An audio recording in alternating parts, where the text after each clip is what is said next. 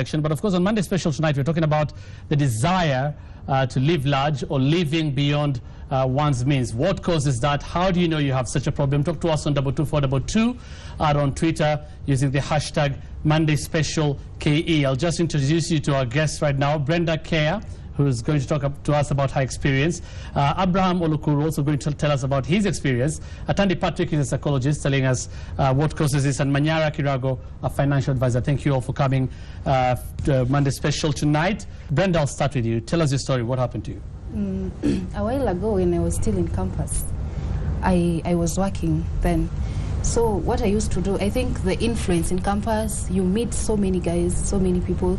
So when you get into campus, your life changes a lot. Mm-hmm. You become... In Nairobi? You'll be in campus in Nairobi? Yeah, okay. You become irresponsible, I could just use that term. Mm-hmm. Because when I used to work then, you spend so much money on miscellaneous things that don't matter at all, luxurious things. So at the end of the month, when you try to budget yourself, like you budget yourself and the things that you put in your budget are not even the needs, they're just wants.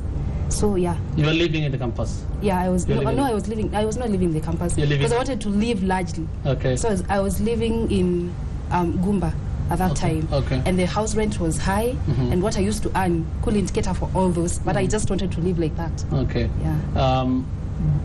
Were you buying any, luxurious items or anything? Shoes, handbags, mention it all. I used to buy those things. But now, when it comes to now, I have a child now, I've become more responsible, and the life that I used to live then has really changed. Yeah. Let me hear from Abraham. Yes. Yeah, mine is quite different because after high school, there's a life that we used to live in high school whereby we have the smart boys of the school and we could move together. So after high school, given that it was in the village setting, Western region. Where was that? That is in Mahoho High School. Okay. Yeah, so when I came back, I came to Nairobi for the first time after high school. I got to join my old friends, all boys at school, and we were in Nairobi, the South Sea Estate. I came to visit my uncle. So I had that opportunity to feel what Nairobi was, because for the first time since childhood I'd never come to Nairobi. Which year was this? This was 2004. Right. So at that time I found that life was quite different, the buildings, everything, the road. So I bonded with these boys that actually the Nairobi boys will come and study in the up country. So we went into life, driving the cars, wanting to put on the Porsche and that kind of life. So basically, the life that I was living with my uncle was a bit stressing for him because I would put him under pressure to give me facilities, to give me cash, so that I could just fit into the group that I found already living in town. Right. But you didn't have any income yourself? Personally, I didn't have income at that time, so I would rely maybe on my friends and my uncle to get the cash, at least to go to the fun areas and actually enjoy myself. Yeah. Why? Why did you want to do this? Why did you want to live like this? Actually, it's because in the village setting, we don't have that exposure to good things, maybe the better life that we see on the televisions and everything. So when I came to town, I wanted to feel that taste of city life that I've been hearing of Nairobi and the city. So how is this city? How do people live here? So I don't know, it's fortunate or unfortunate, when I came in, I had to meet my fellow colleagues back at high school, and they brought me into their circles, and it's like, man, this is how we move in Nairobi. So I joined them, and we could go there, the rocking and having the fun. And given that I had no resource myself, I found myself in a position whereby I want to get more if my uncle doesn't provide, because he'll reach a time and say, you young man, you need to reduce this, you need to stop this. So I'll start outsourcing the cash from friends and from other sources that I could push actually myself to the wall in order to get and actually move together with my fellow young men. Yeah, so that's how it came. I'll come back to the two of you with more experiences on how whether you are happy living like that and how you stopped it. Going now to our psychologist here to tell us, he's talking about city life, for example. Abraham, what do you think causes this? Is it, like he says, peer pressure, city life, he wants to experience it? Or does it even matter which city you grow in? Sometimes it's a bit crazy when an individual get exposed to the life they have not been before. And this is about their expectation they have already set in the mind. That we want to be comfortable, they want to enjoy a better life, but they do not accept the reality which is on the ground. That's why when he gives that he was exposed to the, especially the town life, I find that sometimes most young people and even the old also who are living in the towns is not because probably the influence at times also is a mindset. Because as psychologists, what we look at that how do individuals get influenced also in the psychologically? Because how do I get settled? So I found young people, when I engage them in a discussion, you find they're driving car in the mind. They are building castles in the air. I want to be in Runda. But at the same time, you look at the person who wants to be there. He has not accepted the smallest way of moving himself to a certain level. So we are trying to look on a situation that how do these individuals can become down? If their mind is able to be satisfied, how to live with the little, to live with what they have, psychologically they can settle. But as much they look at how other people are driving fancy vehicles, living better lives, they think that they could be the same. But the uniqueness of an individual is different. You could follow different roads, but at the same time you come to success. They think success is just copying. So sometimes we also find there is a lot of copying, and individuals lose their identity. Okay. And yes. Manyara Kirago is a financial advisor. He's talking about how do you ensure you live with the little you have. How do you do that? Well, the first thing is you must always remember that if you have an income, say like she said she had an income, you must spend less than you're earning. If you spend more than you're earning, then you're headed for trouble. And even with that, whatever you're earning, it must, whatever you're spending it on, must relate to your actual needs and your goals. So if you, like she said that she was buying all manner of things, shoes and things which really didn't have much meaning to her, her own words. And now that obviously, since the amount of money is not unlimited, it means that there are other things which she ought to have done, which she was not able to do at that time. So it's a matter of choosing. And many people do not realize that they actually have a choice. They actually have a choice, yes. Right, I'll come back to you to tell us more about that. Were you happy when you're living like this? I could say no, I wasn't happy because it was then.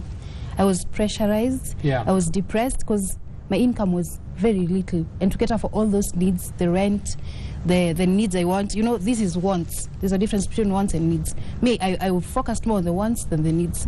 So I could even sleep hungry just to save on buying luxurious stuff. And at the end of the day, it didn't help me at all. What is it that you're buying a lot? Shoes and bags, or is there anything else? Yeah. And why? I mean, going out, because it was for the fun of it. And then I was influenced in campus. I think the clique I got into influenced me so much. So I was like, can I really fit in this group? I really need to fit in this group because most of them, they were being financed by their parents. But me, I used to work for it. You see? Yeah, it was the difference. I'd really like to know how happy you are. You're saying now, looking back, you're not happy. Maybe let me get it from Abraham, driving these cars and the city life. Were you happy? I mean, it was such fun for you. Were you happy then, doing it? By then, I was quite happy because I will see I'm enjoying life. I'm getting the better sites. I'm going to the better hotels, the best beaches and maybe swimming areas. I found actually life being enjoyable. But it started out coming back to me again when I found that I could not sustain this kind of life because out of the income that is not from my own pocket, it's from other people's pockets, my uncle's pocket, my friends' pockets, it reached a time whereby I will also need to contribute more and more.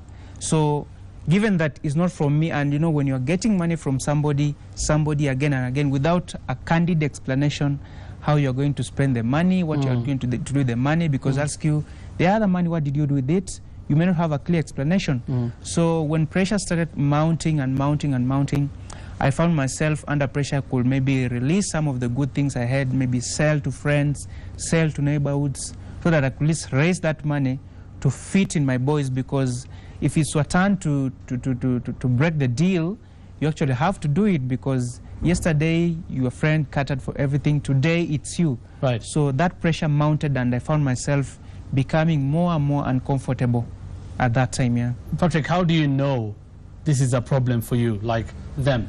When do you know this is a problem? Normally, when we try to engage them and we find that their income, whatever lifestyle they are going through, that is not comfortable, they cannot be able to attain. When we share with them, some of them, they come to tell us that the inner suffering they are going through. They might not expose to everyone, but when they get a psychologist or counselor, a therapist, they are able to confirm to them that as much as I'm going through this, there is an inner crisis that I'm going through. And once they bring this inner crisis, some have shown through tears. And it is so painful, sometimes you come to realize that what they have been going through is that it is more damaging, it's disastrous. And it comes now to our attention that we need to tell them the life they are choosing, what they are choosing is not them. They are living somebody's life. There's climbing a ladder which has not been put all the steps, which needs to start from the step one. Once these individuals, we realize they are not living their life, and we look at their income, some of them have told us, you know, I have a credit card that I use for shopping. The credit card has no money inside. It is only debts. And then eventually you ask, why do you carry this? You know, it is nowadays people have to carry credit card. Psychologically, I am rich. If you are carrying a credit card, you are going to shopping. But in most cases, you have found that these plastic kind of gadgets, they are just you cannot be able to know how much is inside. You can only know when there is an overdraft, when you are told, please, you cannot pay this. Can you reduce some of the goods you have? And these people now, they come, how comes? And because many people psychologically have seen them, they have shopped. In their shopping, they have done so much, everyone, but they cannot be able to continue to pay. So we come to say now, what these individuals, when we look at them, we know that there is something different apart from just being happy. Emotional, there is what you call a pressure from emotional overspending. It is emotional that I have done it. I'm driving, I'm pushing at the roller inside here, the way others are doing. But this person, it's not his life. They cannot manage. Right. Although some would say, again, Bonakirago, some would say, life is short, live your life, live it. They were happy. Like he told me he was happy when he was driving these cars and everything. I mean, that may be true in the short term, but then how good is it when you're actually digging a financial grave? Because by spending more than you're earning, that's exactly what you're doing. You're creating a crisis for yourself in future, and it will definitely, the chickens always come home to roost in the evening, and that will definitely happen. So the solution is, and this we teach to people who come, we actually run a program which we call Money Life. This is a training for individuals from all walks of life who come to learn how to manage their personal finances. You don't have to be in trouble to participate or to benefit. It can be anybody. So when they come there, we teach them the basics of personal financial management, how to understand where you are, how to set your goals, how to budget your money, how to invest, and all these things. So by the end of that time, they know exactly what is the right thing to do. Now, if they don't do the right thing, they also know the consequences. Right. Yes. Right. You're talking about an important thing about planning, and I'll come to that in a short while. Brenda, how did you know you are in this problem? How did you know? Or when did you know? When I was depressed. How long did it take? Like, how long were you living this life before you realized this is a problem? And how did you realize it? Did it just hit you? Were you told? Okay, back when I went to campus in 2010, so I joined this clique in 2011 when I was in first year, the third semester. Right. So I just started, I got to work then. So with these friends, they were telling me, oh, let's go out, let's go out. At that time, I was happy. It was fun. I can't deny it was fun. It was fun completely. But then I came to realize, like he said, in the long term. After how long? As in, that's after 1 year. When I was in third year, now completing college. Still working at the time? Yeah, I was still working. In the long term, I never even used to go home to see my parents. So it affected me so much. You're thinking your friends will be there with you your whole life. Yeah. But in actual sense, your family will be there with you. So my dad was like, why aren't you coming home? Is it because of the job or what? So I used to lie. It's the job and what? But in actual sense, it's going out shopping, doing this and that, living large, which you can't even afford. So I started getting depressed because there's a time the job ilisha Okay. Then nikasema sasa, that's where after will I? A year? Yeah, after the year. Where will I begin from? My friends want me to go out. They can't spend on me because I used to have a job then. So I got depressed. I had to move back home and I had to leave this clique. And it was very hard for me to start making new friends. It was really hard for me. Right. This happened after your job, after you lost your job? Yeah. So I didn't have any other source of income. Okay, I'll come to Abraham to tell me how he stopped. But let me go back to Kirago when you said it happened after, she left her job. Does that happen always? I mean, what if she didn't leave her job? What if she kept on working? Even if she kept on working, she will find it difficult to achieve things. Like she says now, she has a child. Now that child, she needs to go to school. Even if she manages primary and secondary school education, what about university education? Where will the money come from?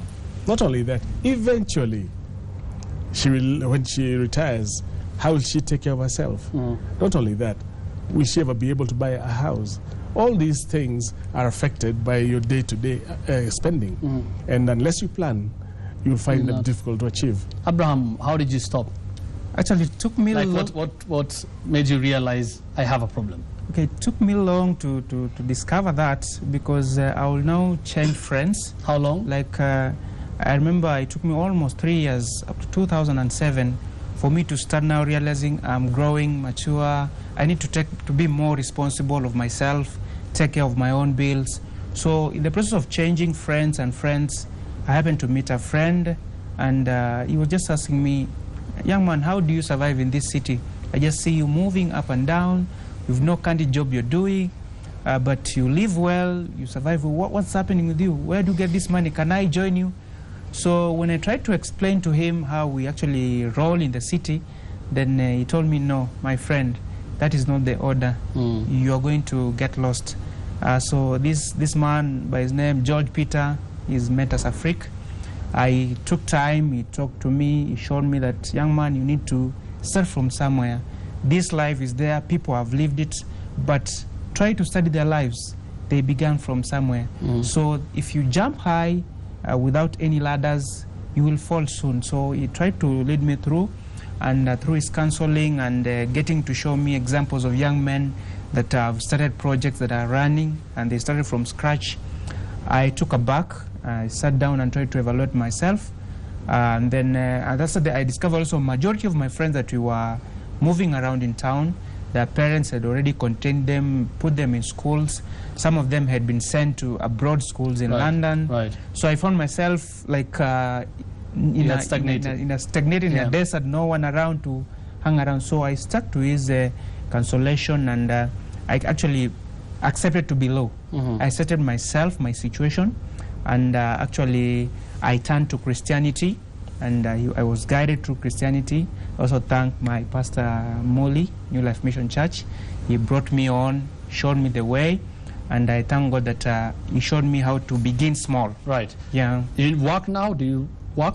Actually, right now, I went into a training there. I'm actually a professional football referee. Oh, okay. I'm doing the Nationwide and the Division 1 League. Oh, that's good. And apart from that, I'm running a small academy called Mental Sports and Social Academy. Right. So they are just a way of getting something and earning something just to support myself.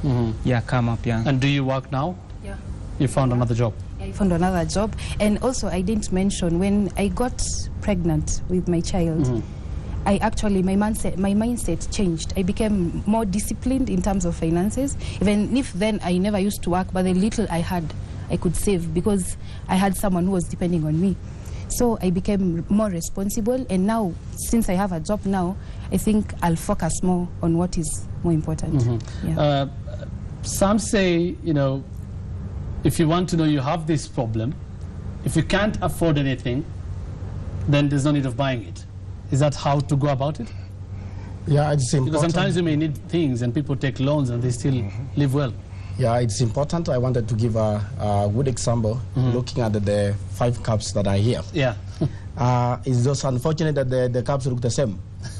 If we had different types of cups and you invite us for a chocolate, and when you invite for a chocolate and you ask each individual to choose the kind of cups that you need, they come just help yourself with the chocolate. One thing you notice that if individuals here will rush to the best cup. The best or the biggest? The best cup. The animal, those which are glittering, that looks, and they pick. Okay. It looks nice, big, and according to attraction. Okay. But eventually what you have been invited, or what they have been invited in, is just a chocolate. It is important that to realize that when people look at the outside, they want to say, this is what I need. But what is in the cup? The cup does not change the taste of the chocolate. And this is what many people are living. The chocolate is life. Your life remains the same. The outside groom, the outside trying to show, wearing better, good clothes, walking with advanced vehicles, does not change the life you live. The bed is the same. The living room is the same. So we notice that these young individuals, that we need to tell them, choosing the cup is the beginning of the problem. Choosing the cup is the beginning of their life. They have forgotten that life is chocolate. And that means they have to choose life, and that means living under your meaning within your life, within your limits. Your limits. Because once they overstretch, it's either they think of otherwise, how do I get it? Do you agree with him? No, let me just chip in. There's an element you're missing. Okay, as much as you're supposed to live with your means, remember that is a mindset, right? Yeah. So there's also the outside forces. There's the influence from friends, and maybe some of them outside there, their parents are not supportive. You don't go to church, so you're all by yourself. And the only force that can come, it will take you away. Now, like me, I was influenced by friends. My parents were supportive then, but I couldn't listen because the force from the friends, it was too much. What about you? Actually, just to point on what you said, he's talking about choosing the chocolate. But you know, when you have two scenarios, something beautiful and something ugly, it is quite tricky for you to go to the possible. Yes, you can't go to the ugly one. First on the better one, that at least when you look at it, is good and pleasing to you. So saying that maybe you are going to choose something, a better one, then or an ugly one, for it to turn into a better one, is quite challenging. You can't really do that. Yeah, I want to interrupt and say that I said earlier, is only that what have we been invited for? You have been invited for chocolate. Chocolate is the same sugar that has been put there, the same taste. When you choose the cup, is there an outward pressure? What you are saying, you have agreed that there is a pressure from outside. This is the cup. Cup is outside. But what is the reality of life? The reality is that you have a chocolate that you have to deal with. And that's why you realize that when individuals, the cup, as I've said, outside, it represents many forces. That you look at and then you say, I would invite my friend. I'll pick the best. I could have picked the best. Or your friend can just come and tell you, your chocolate, or your cup looks smart. They can come and tell you, your chocolate isn't sweet, taste mine. What do you do? There's need to belong, isn't it? Yeah. People have that problem. I think peer pressure has been very many times looked at as always a negative force, but it is not always negative.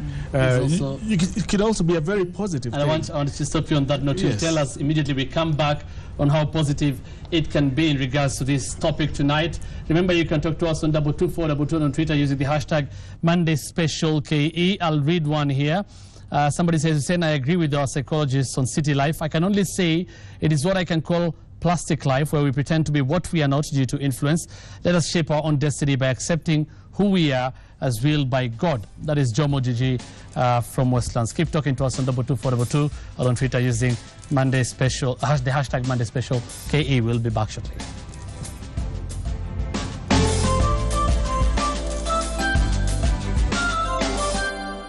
Right, welcome back to Monday Special. We're talking about the desire to live large, or what makes one want to live beyond their means. Peer pressure has been mentioned by our panelists here among one of the problems. You are talking about peer pressure. It can be negative and positive. Yes, absolutely. What the people here have been talking about is the negative peer pressure, because like he said, his friends were taking him out to enjoy Nairobi life, and she said her friends were also taking her out to go and enjoy themselves in campus. However, they could have had different kind of peers, people who maybe are more positive in terms of the way they look at their life, the way they look at how to behave, how to spend money, how to plan for their life, and that would have been a very big help. So as individuals, we have the power to choose who we associate with.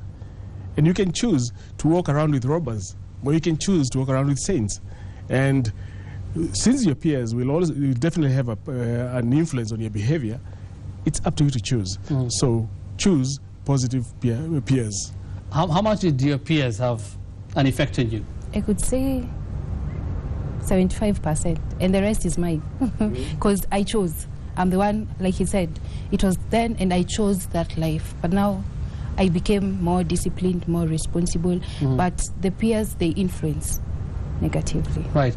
Some would say the dreams of people, for example, in this country, to have your own house, to have your own car, that is also, it's a dream, and you want to get there. Somebody here, for instance, is asking, if I take a loan at a very young age to buy a house that I know is beyond my limits, is that living beyond my means? Absolutely, it is. If you're buying a house which you cannot afford to pay for, you're living beyond your means, and you will probably end up in some kind of financial difficulties, because now you'll be paying most of your money towards the mortgage. You'll not be able to take care of your family. So where's the limit? Where's the limit if you can be able to finance it? Your budget, you have to drop a budget. That budget will have to cover all your expenses. That means paying for that mortgage. If you have children, take them to school, your household expenses. You also need to put money aside for future expenses like your retirement, because eventually, whoever you are, you're going to need to retire at some point or have money to back you up. You need also to take those children to prepare for your university education. You also need, you already bought a house, you also need probably a few other things. So all these must be should be in your budget. Okay. And that budget, of course, will also include your fun. Because most people think that once you write a budget, you're not going to have fun, but that's not true. Your budget should be in your fund. Your fund should be included in the budget. But there's a limit.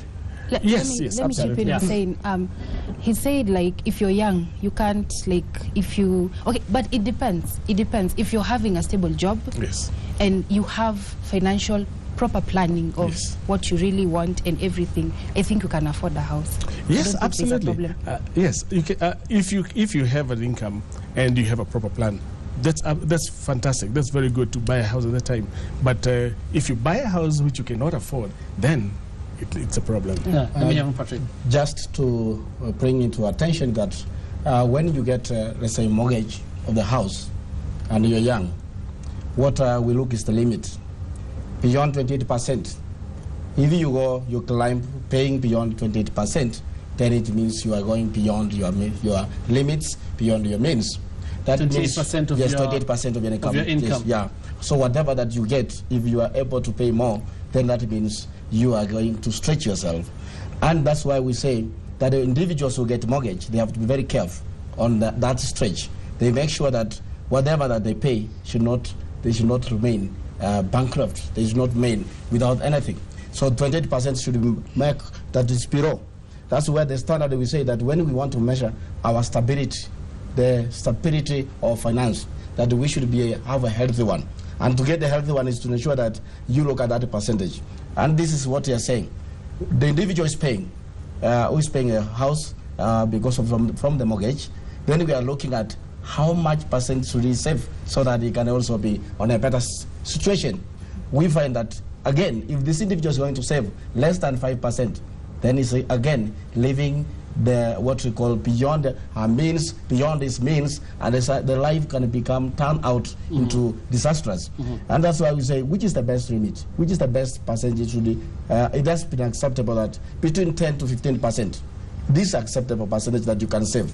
5%, if there is an emergency, you have a house, yes, your family, maybe there's a family member who is sick, you have less than 5%, you cannot withdraw, cannot take somebody to hospital, there is an operation. So that's why we look at that. We have to give an advice that they need to change that mindset that you can get a good house, but at the same time look about what is the outcome, the impact. Yes. Okay, I have a different perspective when it comes to maybe houses and loans and mortgages. According to the current life, a number of Kenyans, especially the young adults, majority are not employed. They are not able to access these mortgages, these loans. They are not able to access. They don't have the security for the same. So my perspective of current life, I would suggest that if young men will decide maybe to join into saving schemes, maybe circles or form groups, it will help them live within their means, because when you are in this group, you are able to save what you can afford. For example, out of your own maybe small business or a small project you are running, you're able to save part of the money, and part of the money take care of you. So out of it, even if you agree as a group that we are going to collectively buy maybe a piece of land or maybe a house, then out of it, we try to save little by little. Then maybe one of us will move here, another one will move here, other than maybe going for the mortgages, because I understand it reaches a time when you can be retrenched or may become incapacitated to work. So it means a majority of us are living under that pressure. Will I really be able to cover this mortgage or this loan? Right. Yeah. When you're living this life, both of you, Saturday Benda, did you ever think of having such things like a house, saving for a house, for a better life in the future? Did you ever think, or was it just? Like he said, it was from now looking back, it was short term. Yeah. What about then? Were you ever thinking about such? Yeah, I was thinking about such, but I was just like brushing it off, saying those are future plans. But they'll come later. Yeah. Thinking back, anyway, if I thought back, maybe right now I will be having my own business or something. I would have saved for something better. But then you just think about the things that are there now, short-term things that will just go away. Don't think about the future. Okay, we're going to look at some feedback on Twitter right now. We have at Wododinga, the cash you spend at any given point in time is the one that counts. At Maverick Nyambu, living large should be within affordable means. At Yogo Hubbard, can protection should take a communal approach with every household keeping its values. At Chiminch_Joshua, if you overprotect the child, he or she will always want to see that what you're denying from them. And at Mr. Nyoike, children should be taught and advised on issues surrounding them, not controlling them and what they serve. At the Kosare, please give Mr. Wasike a medal. Be open-minded for a better understanding and a good platform for guidance. At J. Namuyanja, great lessons from Monday Special KE. Parents should not hide but discuss the facts. Right. Kate from Donholm says, I'm the cash giver to a large living or a teen who is living large. Please address my fear. If I don't give, I'm afraid he may start stealing. Teenager may start stealing if he doesn't get, the money he's getting to live large. What would you advise? Well, I would I would wonder whether people steal because of not being given money or because of not being taught the right morals and the right values. So I will probably approach it from that angle. First of all, teach if it's children, teach them the right values, give them good values, and no matter what situation they go into, whether they don't have money or they have money, they will not do the wrong things. They will not steal. Yeah, I would want to say that the neck cannot stretch over the head. The neck will remain the neck and the head will remain the head. Parenting has become part of a problem to our society. Right. That somehow we are fearing to tell the children the truth. We are fearing to give them the right of a way to choose to live because we want to please our children. And we have left that kind of scenario where that maybe my child is going to start stealing. I think so it's a mindset that our parents, the mindset that our parents have to look at into reality. Let the child know how we are spending. Let the child know this is how little we have. Because this child wants the the parents feed them with this information, they will say, I'm comfortable. I think we are managing. The moment they're going to miss the reality is that the depression comes in. That's where now they meet the peers outside, and then they will now change to different situations to make sure that they have earned a living which they have been before. And that's why we are saying that living beyond your means, it means sometimes there are things that we have lacked to be informed, especially from our environment, our social life, and that's where we come in. That the parenting, I think I could advise that let the parents tell their children the truth. Let them know that this is what we have, than to give them this, whatever ritual they have, just to please them. For a short while they will come back when they have stolen. Now that's the time now they will come to bring problems. But if you tell them, as you work hard, your life is going to change. To give them a life, like some that we too started the same. Okay. We do not have all at the same time. All at the same time, yeah. Abraham. Now, just to reckon on that also, I think in parenting, there's great need for exposure. Especially nowadays, there's rural to urban migration. So the people in the rural setup tend to think that when we go to Nairobi or when you go to the city, there is this and that is actually a better life. So in my own opinion or expression, I would suggest to parents to try, just within their limits, to try and give their children that exposure they need. Because when you deny them that exposure, they are kept away from these things that are actually that are moving the world. These are digital world. Things are changing day and night. So when they migrate from the city, maybe they are coming for education, maybe they are coming to visit relatives, they find these things readily exposed to them. So a majority will not know how to handle them. So they will indulge into them. They would like to feel it the way they actually others are feeling. And that's why you find there is a lot of problem, there is a lot of social imbalance and maybe social conflict between the parents and actually the lawmakers and actually the society. Right. Yeah. I could say also the parents are a very huge contributing factor to all this. They're supposed to teach their children the values, how to spend, and also, my opinion, I think it's good during the holidays they could take their children to the rural setup. At least they adapt a little bit. You know, the shoshos there, they eat the food, yashamba and all. So if you incorporate rural and urban at the same time, it could really help. Work for you. Yeah, and also another point to say is that in campus life, people are really influenced. Like you find some students have cars, they have their own apartments, and when you look at other kids, they still live in their parents' home, they've rented houses, they are sharing rooms, so it's another contributing factor too. So I think parents should teach their children about spending, financial, they could just like take our here and just to teach them values, spending, especially after they've cleared Form 4. Right. Just to teach them about spending and all that. Rago, how do you financially, what is the best way to plan, to plan yourself and your life with the income you have?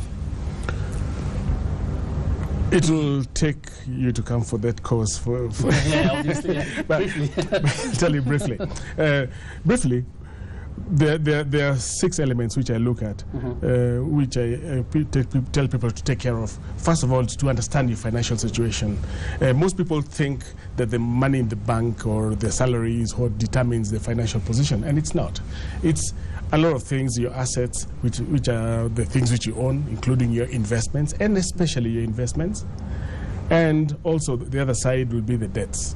You have to learn how to calculate your net worth, which shows you your exact financial position. That's one thing. And also have goals, set goals.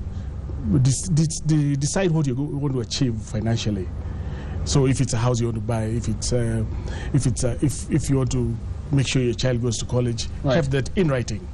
Then after that, once you've determined your goals, then now you look at how you're going to manage your income to achieve those goals, which means basically drawing up a budget.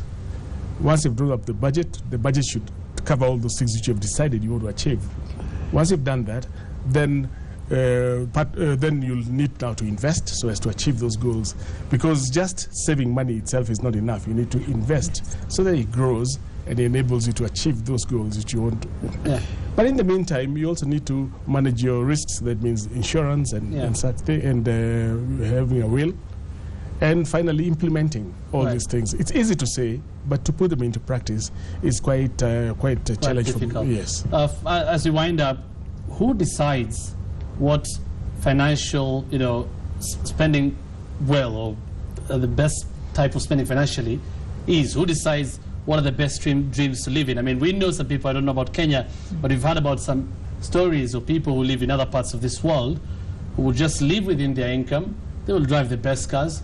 They don't care about owning a house. They don't care about the future. They just live by the day, and they're happy. And that's there are people like that, isn't it? And that's why those goals must be yours. Individual. So you can also spend and be happy and live your life? Yes, so long as you don't end up in a situation where you don't have money to live on, so long as you don't end up in a situation where you're not able to take your child to college, how you spend is up to you. It's your goals, it's your life, and it's your money. Nobody can come and tell you these are the percentages you're supposed to be saving or investing. Nobody can tell you that. There's no formula. Right. What I'm trying to get at is parameters of success financially. Because at the end of the day, Hussein, there's the future. You just can't look at the short term. You have to look at the future. Your family, if you ever want to get married, your kids, how are they going to survive? So you have to save and invest. I think he's very right. I have very important points that I want to note very fast. The first one is to ensure that you do not incur any expense or debts which you cannot be able to accommodate. That to avoid debts, that means if you have debts for some people, start paying. That to avoid. Before you go on, and we, keep telling us your points, that point you just mentioned there, don't take what you cannot afford. We've had some people, maybe all of you here, the two here, growing up, that sometimes to be successful, you must take risks. Yeah, exactly. So, I mean, how do you balance that? Yeah, when we talk about risks, it's when you evaluate you as an individual. And that's why we say taking risk does not necessarily mean it's just moving through with impulse, that I want to get this. It must come through planning. As we said, if you want to get something, first calculate, when I get it, how do I manage it? Is there an impact that it will be caused psychologically and even in the environment? For example, you want to get a car on a loan.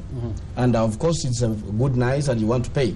But eventually, you have heard that people have purchased some of the cars, they have been taken back, and where they have not been able to pay, because we do not calculate also what is the impact of our job, the little job we have. So when there is that kind of change, it causes a lot of distraction to individuals. And there's something I wanted to say, very important. There's something that we say that there is no dignity so quite impressive, and there is no dignity that is quite important as to live within your means. That means dignity is about individual.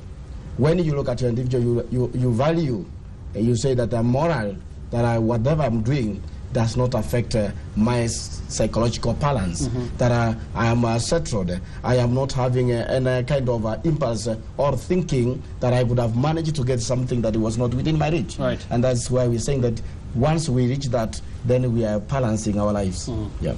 Just to add this point before, is that there is this educational system that actually is being developed faster here. Like personally, I feel subjects that were used to be taught long time ago, we had home science, we had the arts and craft, we had agriculture, I mean. So I feel that the current educational system is trying to let children down, trying to let the Kenyans, the young Kenyans down, because we are just taught on digital, you touch, it happens, you touch, it happens. But in the olden days, like for example, if you are a young man, you are out of school, you have the skills to make brooms and sell. You have the skills maybe to start preparing something and sell. And in high school, there was a subject that was social education and ethics. I don't know what criteria they used to remove such subjects, because young men lose the footing just at the end of high school, and actually after high school, they lose that footing because they don't have those correct morals maybe taught through the subjects at school, and actually the counseling, and after school how they could do that. So it's my humble suggestion that such educational plans or subjects, if they will be maintained in school, there will be actually minimal social degradation, because you'll find all these educational facilities will have helped these young men who are desperate to live some kind of good life, because no one wants to live a bad life. Yeah. Okay. A question here from Bonventure in Kisumu. May the financial advisor in the panel give us a typical monthly budget breakdown in percentages, considering you have a loan, you have rent to pay, those are 2 issues, insurance policies 3, and savings 4. This is what I always say, that you don't do it upside down like that. You start with your goals. You don't start that I have a loan, I have all these things. Because if they don't fit in your budget, I mean, that means already that you have a budget. Yeah. There's somebody, I mean, from the text he's sending, yes.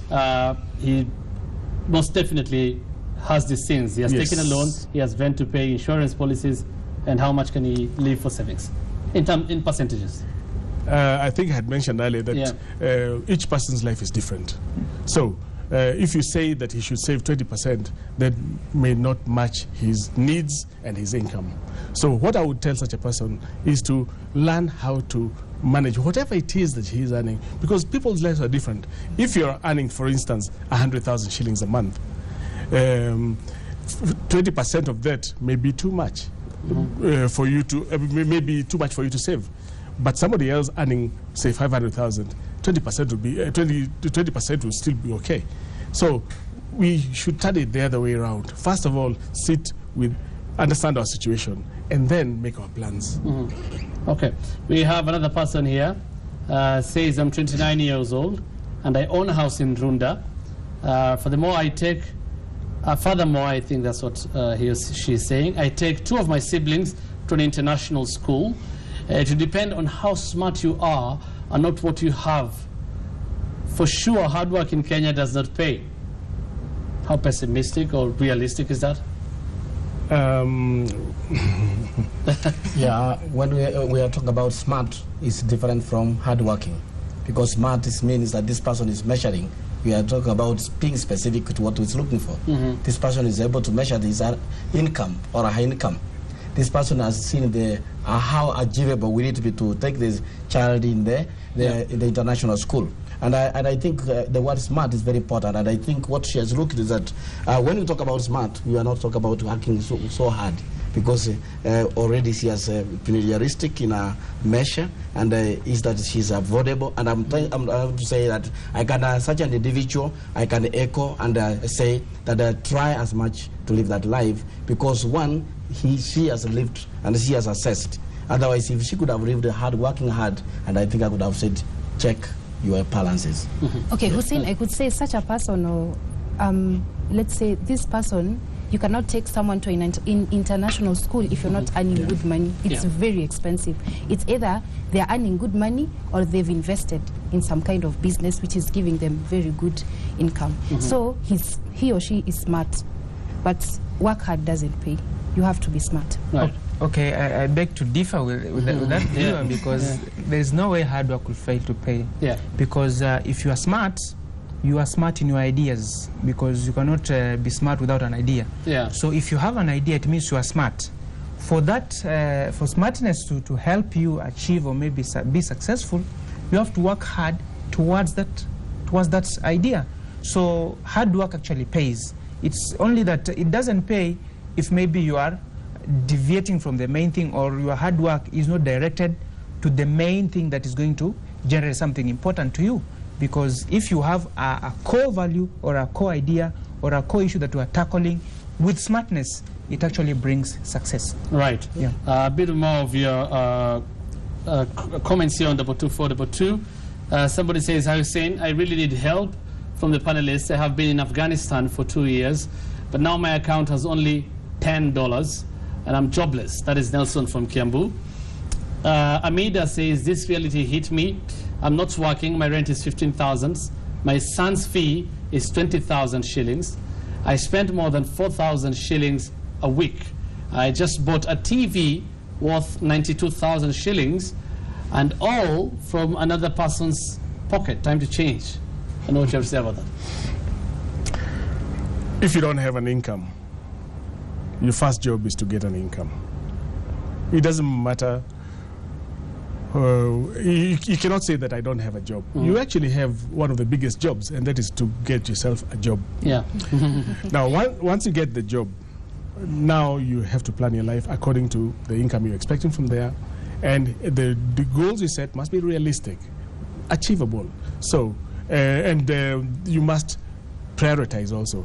Like now, buying a TV when your other ducks are not in a row is not really a very good example of prioritizing. So the goals must be prioritized. You must determine what is more important to you. Is it watching TV, or is it making sure that my child goes to school? Right. You have to prioritize. Yeah. I want to add that I find so ridiculous and in terms of contradiction. If you say that, as a psychologist, I'm trying to say, if you say that my income or my salary is 15,000, then you say I pay 20,000 for my child, then you say you buy a TV set at 90,000, 92,000. Yeah. My question to this individual: where is your source? What's your source? Where is 92,000 come from? You had 10,000. You are already. She's saying she's getting that money from another person's pocket. Let me I know what she means by that, but she can get that money. She can get from some individual. Yeah. And that's where we are saying that the individual has not accepted himself. Yeah. That they completely, if this individual you are depending, and that's what this is a problem we have, especially dependency ratio that is rising. If this individual reaches a point and say, no, I don't have this, and even whatever has given us what Manyara said, that prioritizing our priority, most important things should be done first, and those which are urgent. Is the TV urgent? Is it most important? What we realize that people normally go for fancy, and this is what we are talking about.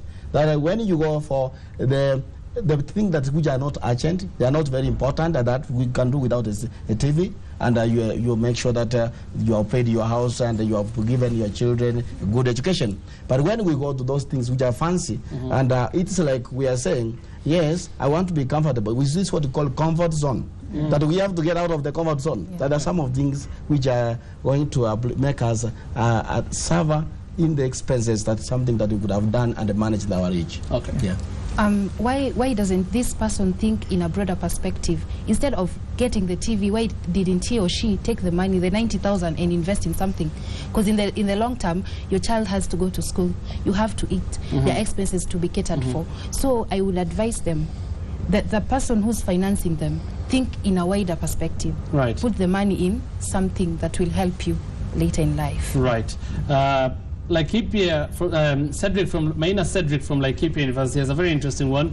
Hi, but we should not try to confuse ambitions, hopes, aspirations, wishes, and expectations with living beyond our means. How thin is that line to distinguish between that and living beyond your means? Well, I only say that it's absolutely wonderful to be ambitious. But when it comes to planning your finances, you should be downright realistic. Base it on the facts on the ground. How much does your payslip read? Your financial plans should be based on that.